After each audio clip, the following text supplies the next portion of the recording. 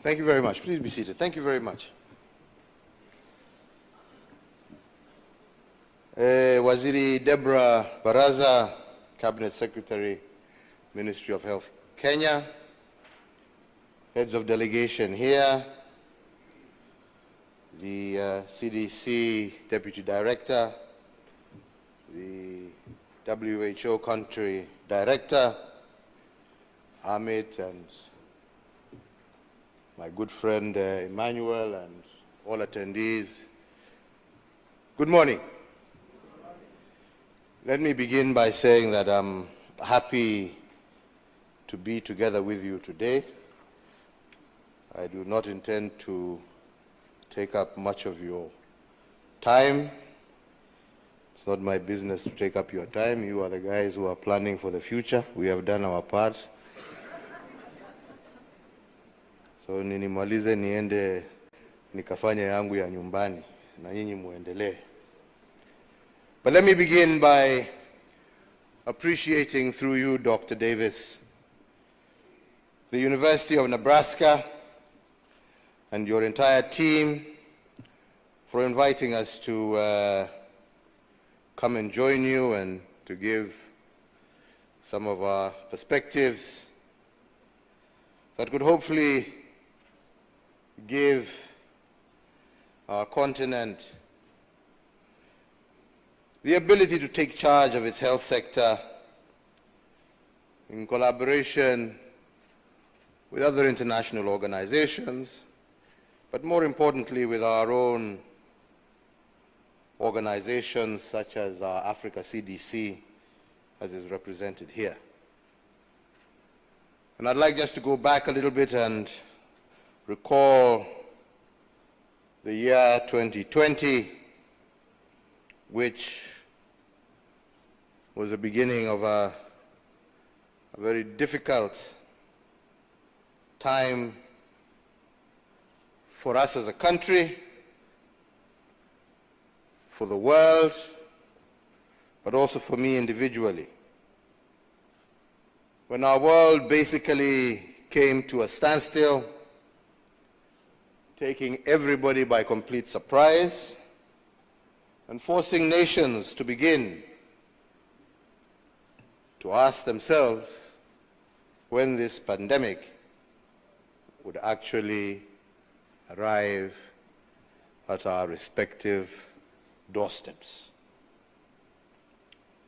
As president at the time, and in consultation with my cabinet, we found it prudent, well before the disease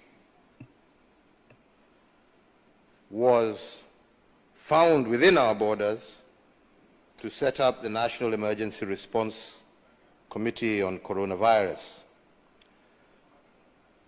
The role of this committee, chaired by the then Cabinet Secretary Mutahi Kagwe, was to help steer the country and to navigate the uncertain season with an emphasis on coordinating capacity building of medical personnel and other professionals to enable our country to respond quickly and effectively to any suspected cases or outbreak of the virus that would occur or could occur at that time anywhere in the Republic.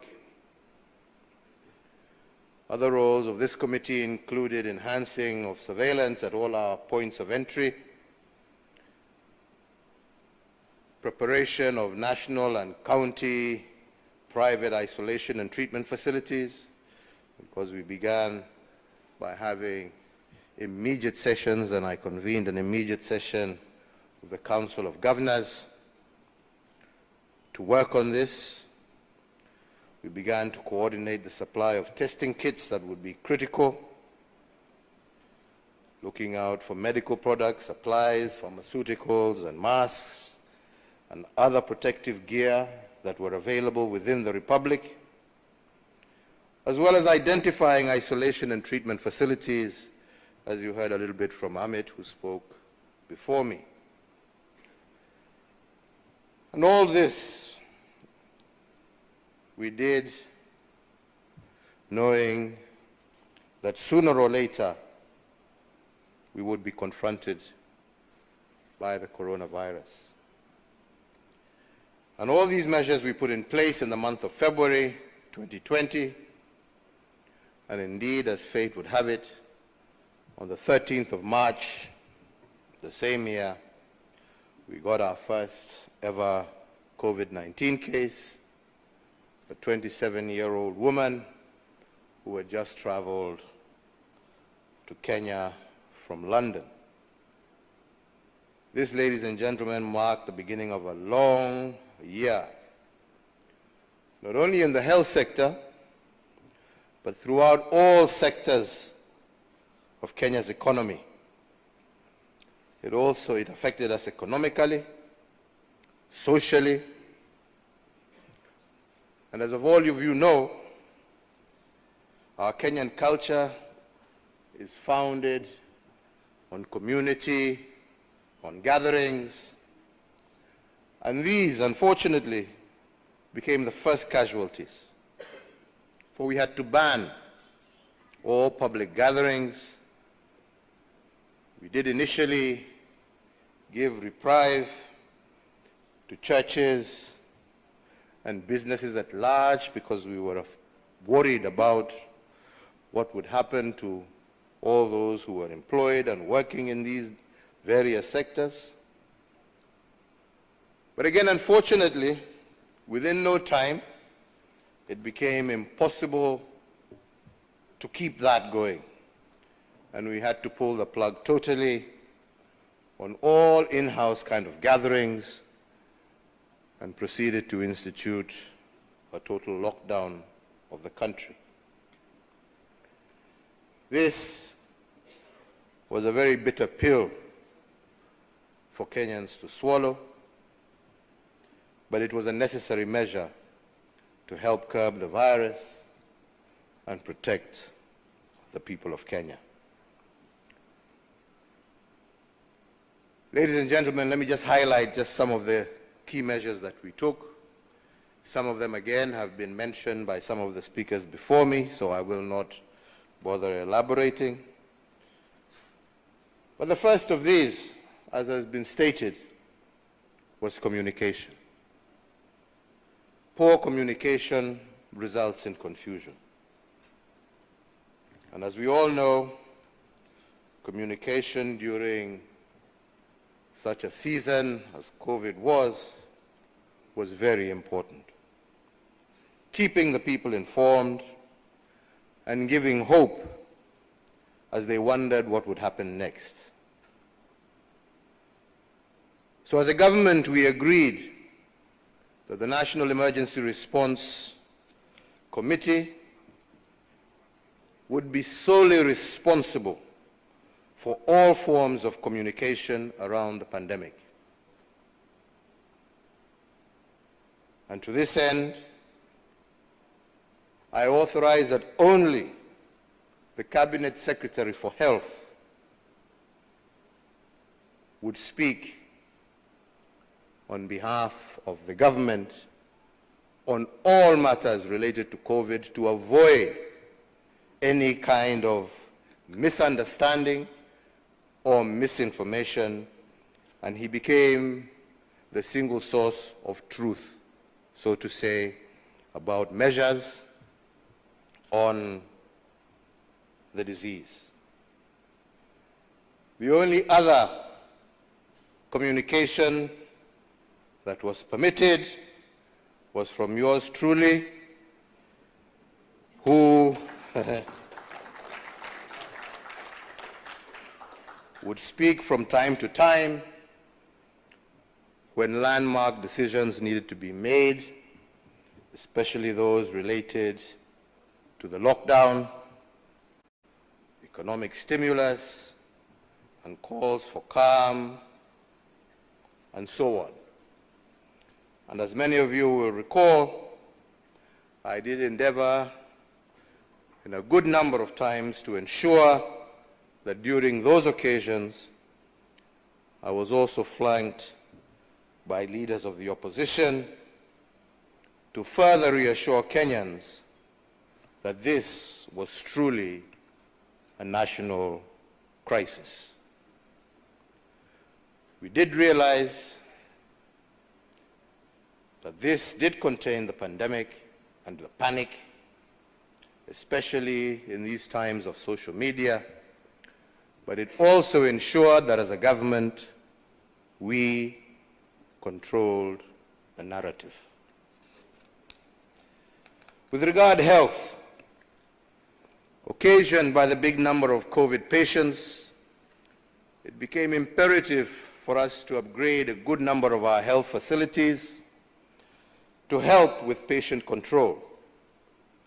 The public sector, private sector, as well as our military, all joined forces in handling the ballooning number of patients. As a government, we went ahead and put in resources, redid and rejigged our budget in order to be able to build additional hospitals and to increase the capacity of existing medical facilities. We also, at the time, knew that we were not financially prepared and we needed to source funding for us to be able to deal or take the measures that we needed to take. And this happened, and as again has been said, one of the main challenges of the lockdown was that it resulted also in our revenue collections dwindling at a time when the country needed these resources the most. And we had to grapple consistently with how we were going to finance our operations, but at the same time keep the nation moving. So as a government, we created a COVID-19 fund, a kitty that would fund emergency response towards containing the spread, its effects and impacts. But we also said in sharing the burden occasioned by this pandemic, we said we had to lead from the front, and myself as president and the deputy president took an immediate salary cut of 80% of our salaries. Cabinet secretaries, I don't know whether they were happy or not, but I ordered that they take 30% cuts. And principal secretaries and other top officials, we gave them the chance to volunteer to take 20% pay cuts in order to show that commitment and leadership starts at the top. We also called on well-wishers, and in this regard, I really want to thank our Kenyan private sector, because despite the challenges that they themselves were facing, they came out strongly in support to ensure that at least the most vulnerable were able to put food on their tables.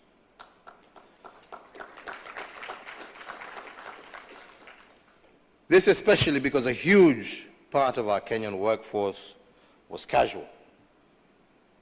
And many of our urban citizens rely on a daily income to sustain themselves. And we recognize this, because those casuals, with many of them now at home as a result of the lockdown, and who depended on that daily income to feed themselves, now had basically no source of income. And the big question became, how could we effectively look after this part of our population? And that, ladies and gentlemen, is how my government came up with the Kazim Tani program. And the Kazim Tani program was intended to put money in people's pockets in order for them to be able to sustain themselves during that difficult time. In rural areas, people had their small plots and their ngombes and their mbuzis. But in urban areas, this was very difficult. So therefore, unlike what some people tried to indicate that this was a political agenda, it was socially, totally aimed at ensuring that these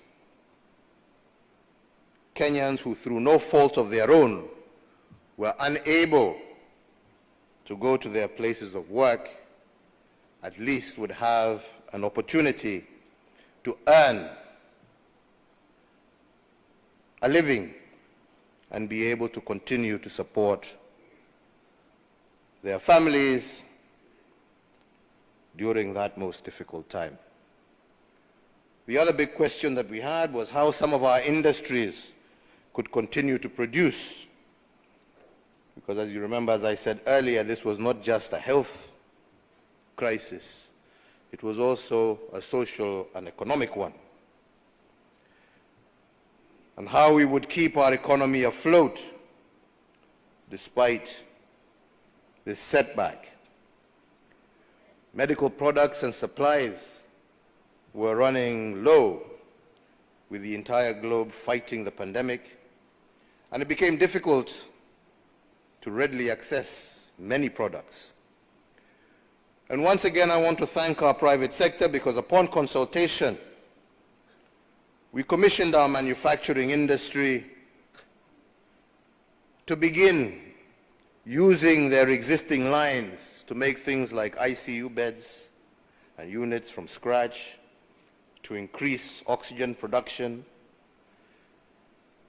to make masks as opposed to T-shirts and other things that they were making for other markets.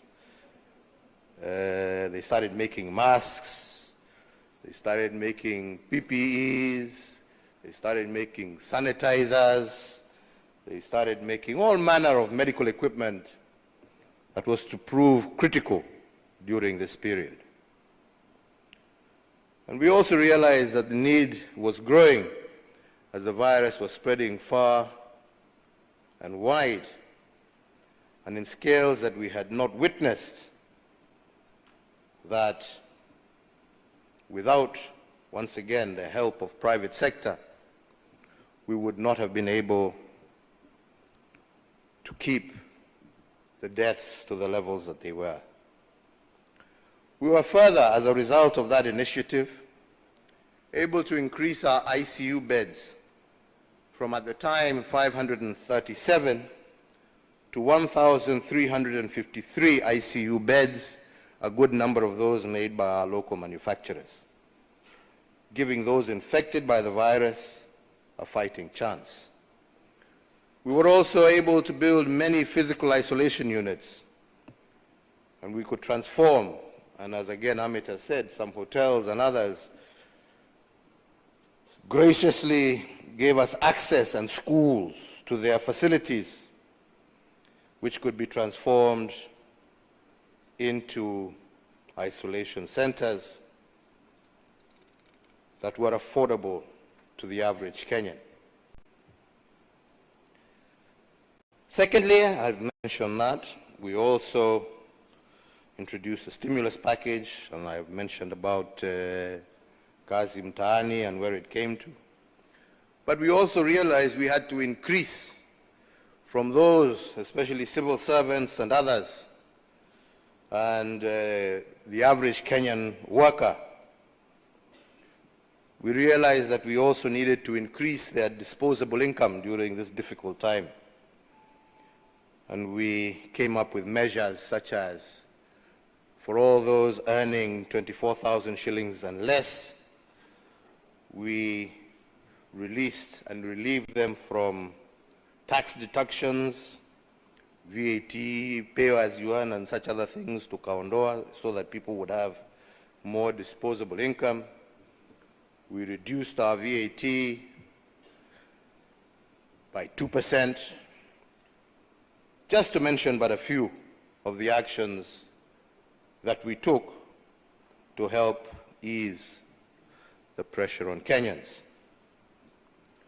And by the way, I must also recall that the Kazim Tani program went a long way, not only to help provide an income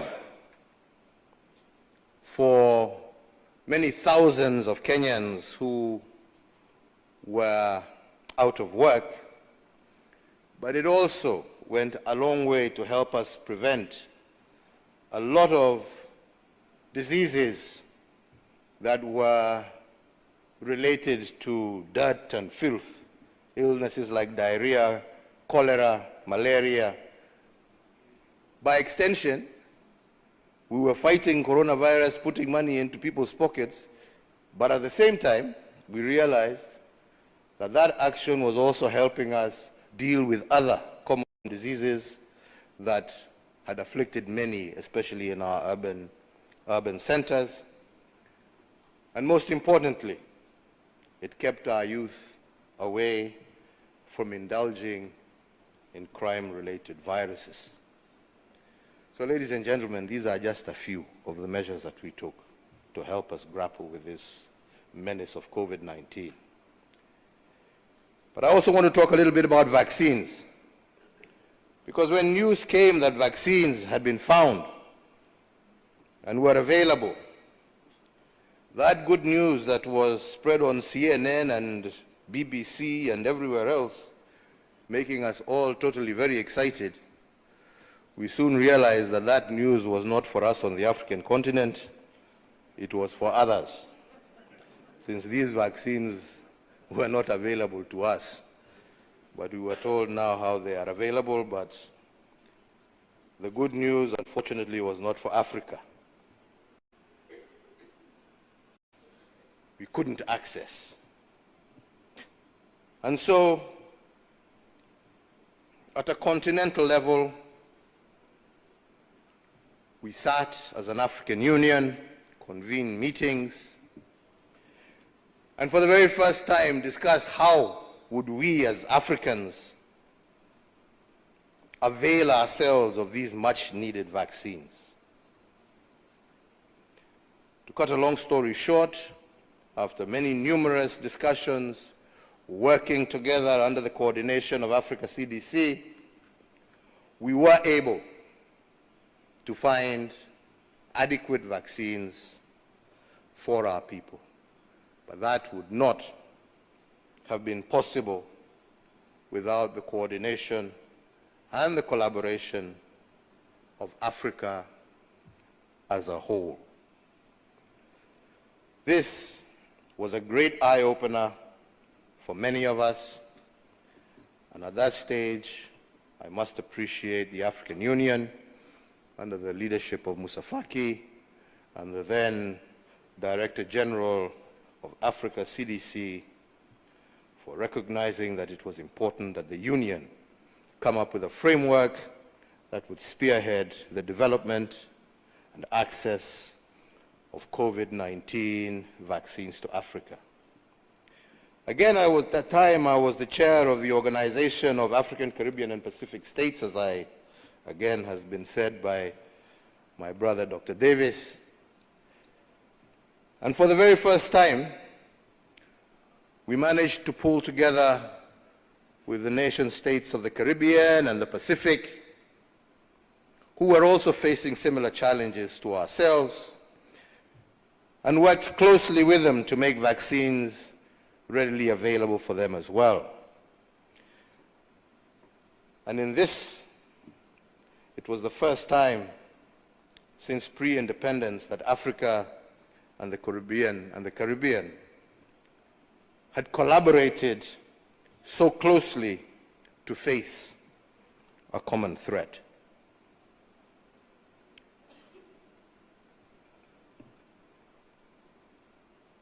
Too many negative narratives were making their rounds also, and this was another big challenge.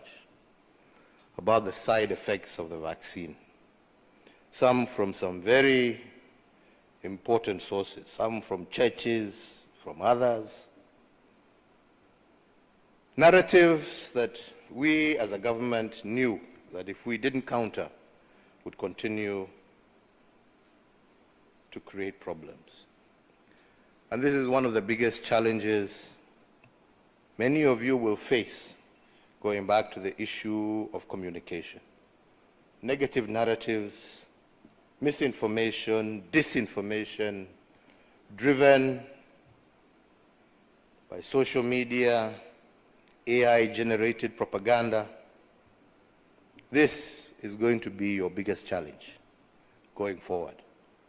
How do you deal and ensure that citizens across the continent are armed with the correct and factual information?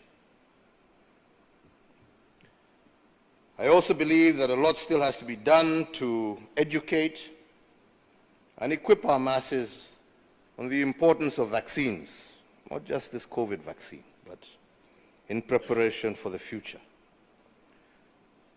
And our leadership, both at continental, national, and community levels, must take a role in this.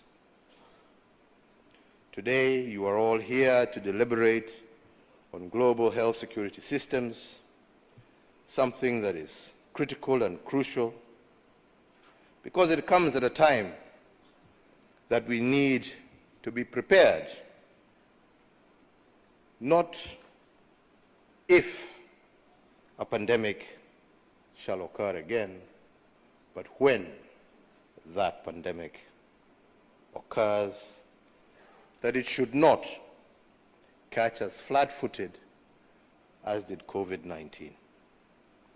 This, I believe, ladies and gentlemen, is an opportunity for you to discuss ways and means of how we can be better prepared to face any new pandemic that may arise in the future. And again, I emphasize that it is a matter of if, it's a matter of when, not if. And also as Africans, not to wait for others to come to our rescue. As I told you, our excitement when we watched CNN, BBC, and everybody else celebrate these new vaccines that were being rolled out. But as we were celebrating watching the TV, none of this was coming to us. So my friends, any future pandemic that comes, don't think anybody out there is going to come and look up. They'll look after themselves first. Then if there's any surplus, bas mutapatiwa ile mabaki, mebaki, mujisaidie. Ile kidogo kidogo tu mtupiwe tu mkule huko kando. Hata mutapatiwa bure. Kwa sababu sasa at that time hakuna shida, wamejitengeneza, nyinyi sasa shauri yenu. So you have to actually see how we ourselves are at the center of the discussion of any future pandemic that may occur, and how we as Africans are going to be prepared with our own resources, with our own vaccines, with our own research, with our own academia, with our own private sectors, to prepare ourselves to face any future challenges. And let me conclude by saying that whether we like it or not, funding for this has to come from ourselves. Yeah?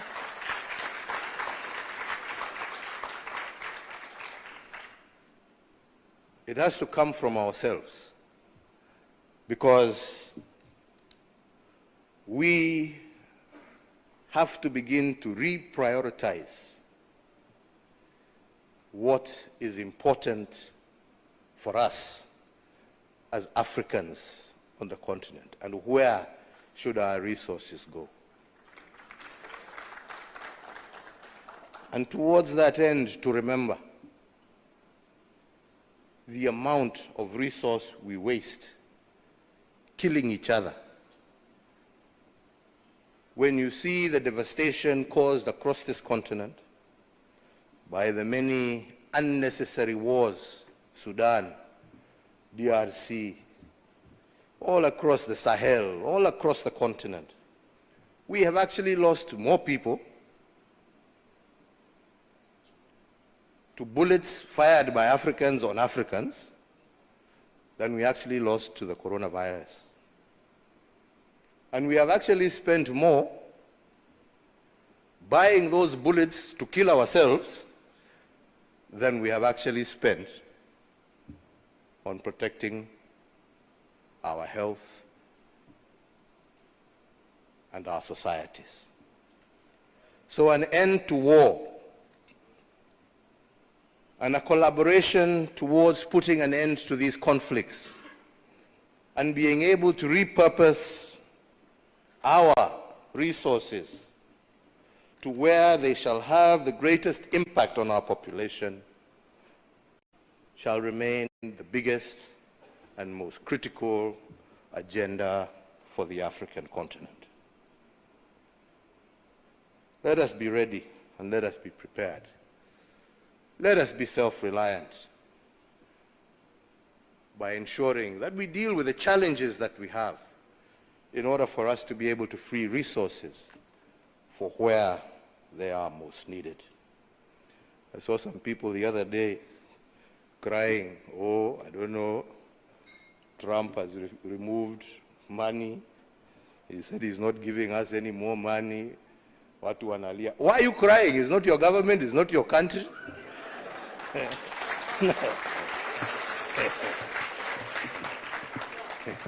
He has no reason to give you anything.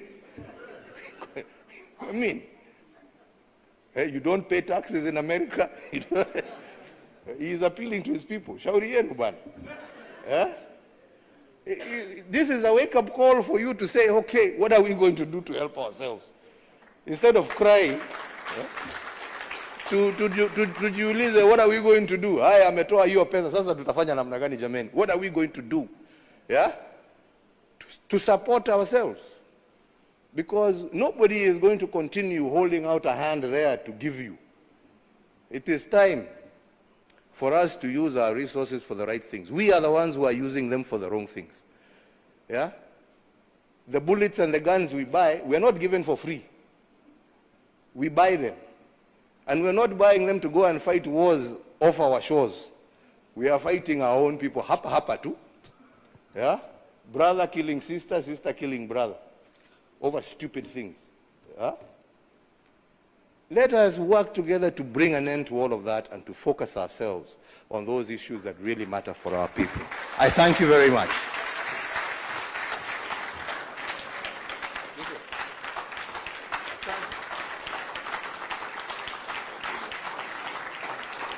Thank you very much, Your Excellency. A round of applause. I'll request you to please be on stage.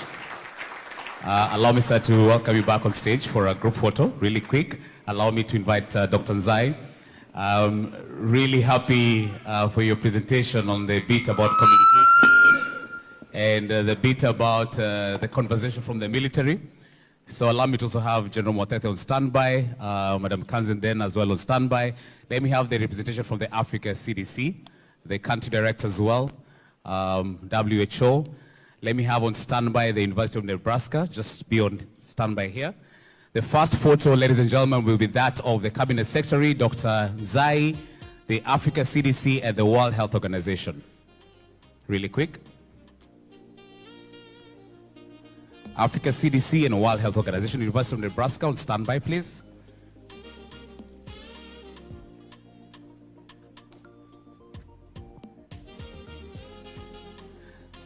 All right, there we have it. Let's give them a round of applause, ladies and gentlemen. Thank you so much. Thank you very much.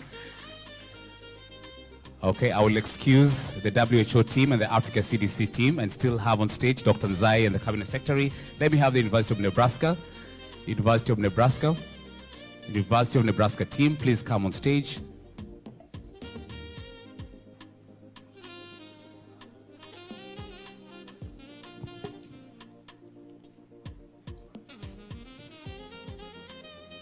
University of Nebraska, thank you very much. Sponsors and partners, one